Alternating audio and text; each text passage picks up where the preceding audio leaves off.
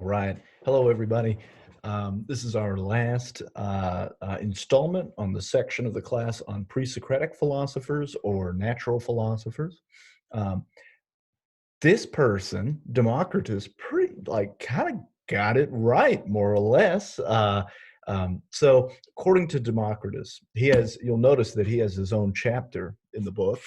According to Democritus, the basic stuff of everything, right? So, how is it?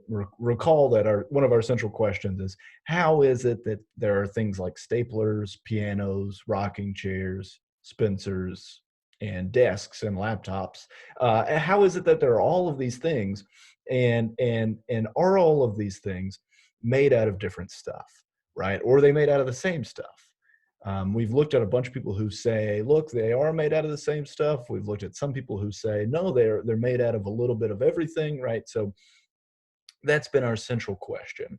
So, um, so Democritus, um, he says that everything, the basic substance, are uncuttable atoms, right? So, what are these things? So, if you were to say take a coin, right? This is the example that he gives, and you were to just like cut it in half, then you cut that half in half, and then you cut that quarter in a half, and then you cut the eighth in a half, and the 16th into a half, right? You're going to just keep cutting and keep cutting.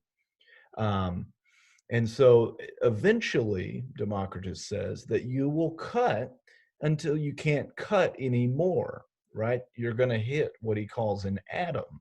This is an uncuttable substance. This is a substance that can't be created or destroyed. He thinks that they're eternal, right? But he wants to say that that these atoms compose all of the things that we see. So the things that we see, all of the objects, all share having atoms and being composed of atoms. Okay, and so we might ask, like, well, why is this like liquid while like this thing is solid? He wants to say, no, there are just different types or kinds of atoms. There are like more watery atoms, and then there are like soft atoms, and then there are like hard atoms, and then there are like smooth atoms and rough ones. And so they're all different sorts of atoms, and they come together to create these interesting things that have all these weird different textures. Um, and pretty much like his view is pretty much consistent with a lot of what we think in modern physics about atoms and like particles and such. So it's really interesting that we have this philosopher who existed just years and years and years before any kind of modern science, and basically like gives a view that's consistent with many of the things that we think in modern science. So it's quite a wonder, actually. So, um, in the Garner text, he goes over a couple of different things about Democritus. Uh, so, a couple of different interesting things. So, Democritus is a materialist, right? Meaning that he doesn't think that there's any kind of force at work in his solution, right? Or in his account of physics. He doesn't think that there's any news or love or strife or anything like that, that things are just happening, right?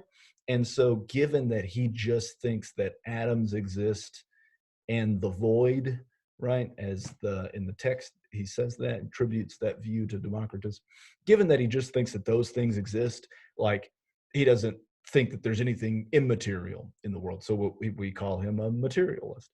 And then the last thing is that's really cool is that his theory has, or his account of physics has a theory of perception, right? So we might wonder, like, how do I see, or how do eyeballs work, right? One explanation is that the object that you're looking at, right? So right now I'm looking at a computer screen. This computer screen is like shooting off atoms, and these atoms are like flying into my eyeballs. And so my eyeball is like looking at this tiny atom that's coming from the computer screen, which I think is just super cool. It's a neat theory of perception. It's false, but it is interesting though. So Democritus he has a solution to the problem of the one and the many, right? There are many things, right? But they all have a common substance, right? A common reducible substance, which are atoms. And so when you look at things, those things are reducible to the atoms that are there, right? And so things that like we might call a pin is just a set of atoms that are arranged such that there's a pin there or arranged pin wise, right? So um, so he has a solution to the problem of the one and the many. He also has a solution to the problem of change, right? And so his account, when something dies, all of the atoms decompose, right, or break apart from one another and go off to create new things.